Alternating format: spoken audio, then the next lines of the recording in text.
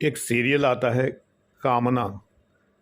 उसके अंदर सीरियल तो मूर्खतापूर्ण होते ही हैं, बुद्धि किनारे रखें, लेकिन फिर भी थोड़ी बुद्धि का प्रयोग करने की बात बता रहा हूँ, क्योंकि विषय यहीं से प्रारंभ होता है। एक ईमानदार अफसर है, वो इतना गरीब है, नगर निगम का अफसर है। मज़े की बात ये, नगर निगम का अफसर है, लेकिन ठेकेदार बिल्डर के किसी मामले में इंक्वायरी ऑफिसर अपॉइंट होता है और पुलिस कार्यालय में बैठता है। और इतना बड़ा अफसर होता है उस समय कि डिप्टी कमिश्नर जो है पुलिस की लेडी उसके अंडर में काम करती है, सैल्यूट ठोंकती है उसके आगे। भैया कौन सी नौकरी है ये, कौन सा कैडर है, ये बात तो कामना सीरियल वालों से ही कोई पूछ सकता है। अफसर वो शक्ल से ही लूज़र लगता है, लिया ही गया ऐसा पात्र है कि लूज़र लगे, क्योंकि उसे लूज़र लूज़र कहा जाता है बार बार। इतना गरीब आदमी है कि बीवी छोड़ के चली जाती है, बच्चे की मेंटेनेंस के लिए, देखभाल के लिए एक मेड नहीं रख सकता। ये देख के तमाम हमारे विद्यार्थियों में एक दहशत फैलती है कि क्या ईमानदार आदमी, ईमानदार अधिकारी इतना गरीब होता है? उसके पास कुछ नहीं होता। अरे भाई, 1,00,000 1,50,000 रुपए तनख्वाह से स्टार्टिंग होती है। आज के ज़माने में भी 1,00,000 1,50,000 तनख्वाह में आदमी आराम से गुजारा कर सकता है, एक मेड भी रख सकता है, कार भी मेंटेन कर सकता है, एक घर में एयर कंडीशनर भी लगा सकता है, और बजट बना के चले तो कायदे से सब काम कर सकता है। मैंने तो तनख्वाह में ही गुजारा किया हमेशा और शान से रहा। एक पैसा ऊपर कमाई नहीं की कभी भी और शान से रहा। गरीब का मतलब दयनीय नहीं है, गरीब का मतलब एकदम दयनीय चेहरा, बिल्कुल पिटा हुआ, पिटी चेहरा, शकल से लूजर। गरीब लूजर नहीं होता है और ईमानदार गरीब नहीं होता है। सीरियलों की मत सोचिए, सीरियल में तो कुछ भी हो जाता है, चमत्कार, कोई ठिकाना नहीं है। इसलिए हौसला रखिए, अगर आप ईमानदारी से भी चलेंगे। एक तो सरकारी अधिकारियों को सुविधाएं इतनी ज़्यादा मिलती हैं कि जो कि अगर आम आदमी जुटाना चाहे तो बड़े पैसे खर्च करने पड़ेंगे। इतने सारे नौकर चाकर, सरकारी मकान, बंगला, कोठी, माली, धोबी, चपरासी, इस्त्री करने वाले, और वो फलाने ढिमाके ड्राइवर। कोठी भी इतनी बड़ी होती है, 4 टाइप 4 जो मकान होते हैं। बड़े अफसरों की बात कर रहा हूँ, जितना बड़ा अफसर सीरियल में दिखाया गया और जितना बड़ा अफसर मैं रहा हूँ, असिस्टेंट कमिश्नर कम असिस्टेंट कलेक्टर, टाइप 4 में रहता था मुरादाबाद में, डीएम कॉलोनी में। टाइप 4 का मतलब है 4 कमरे, ड्राइंग रूम, लॉबी और सर्वेंट क्वार्टर, गैरेज, छत ऊपर बहुत बड़ी, जैसे लोग आजकल पेंट हाउस कहते हैं, और इसके अतिरिक्त एक ऑफिस का कमरा अलग, कैंप ऑफिस रूम कहलाता है वो, यानी घर पे ऑफिस बनाने के लिए। उसमें विजिटर्स रूम भी होता है, रेस्ट रूम भी होता है। आजकल रेस्ट रूम का मतलब पेशाब घर होता है, लेकिन हमारे ज़माने में रेस्ट रूम का मतलब रेस्ट रूम ही होता था, रेस्ट करने के लिए। उसमें एक आराम कुर्सी पड़ी होती थी, मेज कुर्सी पड़ी होती थी, आराम करने के लिए वो कक्ष होता था। अधिकारियों को इतनी, हर डिपार्टमेंट के अधिकारियों को नहीं मिलती हैं, लेकिन वो सुविधाएं उन्हें अन्यथा प्राप्त हो जाती हैं, दबदबे के कारण प्राप्त हो जाती हैं। उसमें कोई घूसखोरी भी नहीं करनी पड़ती। अब जैसे बिक्री कर विभाग में ये सुविधाएं, इतने बड़े बड़े मकान, कोठियां नहीं मिलती हैं, लेकिन थोड़ा सा एक डिपार्टमेंट का अपना एक रुतबा है, जिस रुतबे के कारण बहुत सारी सुविधाएं प्राप्त हो जाती हैं। ये मैं विस्तार से यहाँ नहीं बताऊंगा, लेकिन बहुत सारी सुविधाएं प्राप्त हो जाती हैं।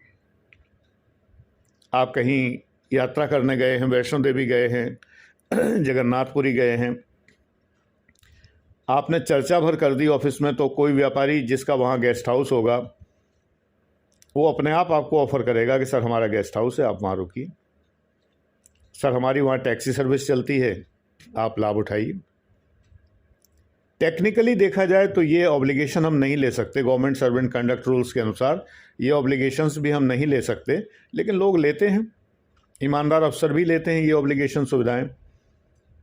और इसमें कुछ ऐसा उन्हें कोई गैर कानूनी काम भी नहीं करना पड़ता। व्यापारी बड़ी खुशी से ये सुविधाएं दिया करते रहे। तो बात यह है कि ईमानदार अफसर का मतलब गरीब आदमी नहीं। आप शान की ज़िंदगी बिताएंगे। और दूसरी बात, ईमानदार अफसर की एक अलग चमक होती है, सफ़ेदी की चमकार बार बार लगातार। लोग डरते हैं, आपके बॉस तक आपसे डरने लगते हैं, आपसे गलत काम के लिए कहते नहीं हैं। मंत्री संतरी की भी हिम्मत नहीं होती। आपको डर लगता होगा, आप सोचते होंगे फिल्मों की तरह कि मंत्री और वो माफिया और ठेकेदार बुला के बंदूक रख देते होंगे। ऐसा कुछ नहीं होता। उल्टे वो डरते हैं और आपसे कह देते हैं अरे आप तो करेंगे नहीं ये काम। एक मंत्री जी ने एक बार मुझे गेस्ट हाउस में बुलाया, जहाँ वो रुके हुए थे, नजीबाबाद में रुके हुए थे, जो बिजनौर के पास है, हरिद्वार के पास। वहाँ रुके हुए थे, मेरे एरिया में पड़ता था, मैं बिजनौर में पोस्टेड था, असिस्टेंट कमिश्नर। मुझे बुलाया, बोले कि ऐसा ऐसा ये काम। बोले आपका नाम क्या है? मैंने कहा सर मैं डॉक्टर पी.के. दीक्षित। बोले अरे भाई तुम्हारे बारे में तो सुना है मैंने, तुम नहीं करा पाओगे, तुम्हारे बस का नहीं है। मैंने कहा सर नहीं, बस का तो है, लेकिन मैं किसी न किसी तरह अरेंज करूँगा जो आपने काम कहा है। उन्होंने कहा नहीं तुम रहने दो, क्योंकि तुम्हारे सिद्धांत प्रभावित होंगे और फिर वो व्यापारी तुमसे लाभ लेना चाहेगा। उन्होंने जो काम बताया था वो लगभग 80-90 हज़ार रुपये का उस ज़माने में था, सन 2000 में। इतने रुपए खर्च हो जाते उसमें, तो मैं तो नहीं करता अपनी जेब से। निश्चित मैं किसी व्यापारी को पकड़ता, 2 व्यापारियों को पकड़ता, 3 व्यापारियों को पकड़ता, व्यापारी लोग मिल के कराते वो काम। लेकिन फिर वो व्यापारी अनड्यू एडवांटेज मुझसे लेते। मंत्री जी ने मना कर दिया, बड़े प्रेम से मना कर दिया, बिना नाराज़ हुए। कहने लगे नहीं नहीं बेटा तुम नहीं कर पाओगे। ठीक है, तुमने अपना एक सिद्धांत बनाया हुआ, तुम इस तरह काम नहीं करते हो, तुम्हारा नाम है, मैंने सुना है, कोई बात नहीं, मैं तुमसे मिलकर अच्छा लगा मुझे। तुम ऐसा करना, अपने काउंटर ऑफिसर जो तुमसे सीनियर ऑफिसर हैं, डिप्टी कमिश्नर, उनको भेज देना, मैं उनसे बात कर लूँगा। अब मैं जब गया, मैंने कहा डिप्टी कमिश्नर साहब से, मैंने कहा सर आपको बुलाया। तो बोले तुमने टाल दिया होगा, अपना काम मेरे ऊपर डाल दिया होगा। मैंने कहा मैंने नहीं डाला, मंत्री जी ने खुद ही दे दिया है। वो आजीवन मुझसे नाराज़ रहे कि मैंने अपनी बला उनके सर पर टाल दी, जबकि मैंने नहीं टाली, मंत्री जी ने खुद ही कहा। बहुत बार ऐसा होता है। कलेक्टर बिजनौर ने एक बार एक काम कहा, मुझे कराना पड़ा। उन्हें मेरे बारे में नहीं पता था कि मैं नहीं करा पाता, मुझे कराना पड़ा। लेकिन मेरा काम आसान कर दिया पूर्व सैनिकों ने। वो काम पूर्व सैनिकों से संबंधित था, तो पूर्व सैनिकों ने मेरा काम आसान कर दिया। सैनिक तो सैनिक होते हैं। उन्होंने कहा कि दीक्षित जी आप ये पैसा कहाँ से इंतज़ाम करेंगे? मैंने कहा किसी व्यापारी से कहना पड़ेगा, मैं अपनी तनख्वाह से तो नहीं कर पाऊँगा। बोले कोई बात नहीं, मैं समझ गया कि आप जो कह रहे हैं। तो जो सोल्जर बोर्ड के जो अध्यक्ष थे, उन्होंने कहा हम लोग आपस में चंदा करके ये काम कर लेंगे। तो उन्होंने आपस में चंदा करके ये काम कर लिया। मैं बहुत आभारी हुआ उनका कि वो 20-1 हज़ार रुपये का खर्चा मेरे ऊपर नहीं आया। नहीं, वो मेरे ऊपर आता, मैं किसी व्यापारी से कहता, नेचुरली कहना पड़ता, क्योंकि जिलाधिकारी का आदेश था, कहना पड़ता। अब जिलाधिकारी तो ये कह देते हैं कि आप अपने बिल बना लीजिए और बिल बना के पेमेंट में डाल दीजिए। लेकिन मैं जानता हूँ कि जब गारंटी नहीं आती, सरकार की गारंटी ही नहीं आती है, कंटीजेंसी नहीं आती, टेक्निकल चीज़ें आप लोगों को समझ में नहीं आएंगी। जब पैसा सरकार से आता ही नहीं तो बिल बना के हम पेमेंट कहाँ से कराएंगे? आता ही नहीं, उस मद में पैसा मिलता ही नहीं है, हम खर्च कर ही नहीं सकते। जैसे मान लो कोई सम्मेलन आयोजित करना हो तो उसके अंदर कैटरिंग का खर्चा हमारे यहाँ किसी मद में नहीं मिल सकता। कोई आइटम ऐसा नहीं जिसके अंदर हम जो है कैटरिंग पर खर्चा निकाल सकें। हमें साल भर में चाय पिलाने के लिए 200 रुपये मिलते थे, कि जो आगंतुक हैं उनको चाय पिलाने के लिए 200 रुपये, जबकि उस ज़माने में भी चाय 500-700 रुपये 800 रुपये की हो जाती थी साल भर में, जबकि चाय कुल मिला के जो है 50 पैसे की आती थी, तब भी इतनी हो जाती थी। तो इस साल भर में 365 दिन होते हैं, छुट्टी के दिन निकाल दें तब भी 300 दिन तो होते ही हैं, और एक दिन में कई लोगों को चाय पिलानी पड़ती है, नेचुरली हो जाता है।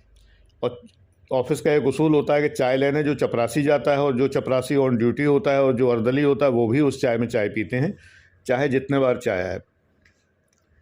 तो एक व्यापारी को अगर हमें चाय पिलानी है तो 1 कप चाय मैं पीऊँगा, 1 कप चाय वो व्यापारी पिएगा, या अगर वो 2 लोग हुए, 3 लोग हुए तो वो लोग पिएंगे।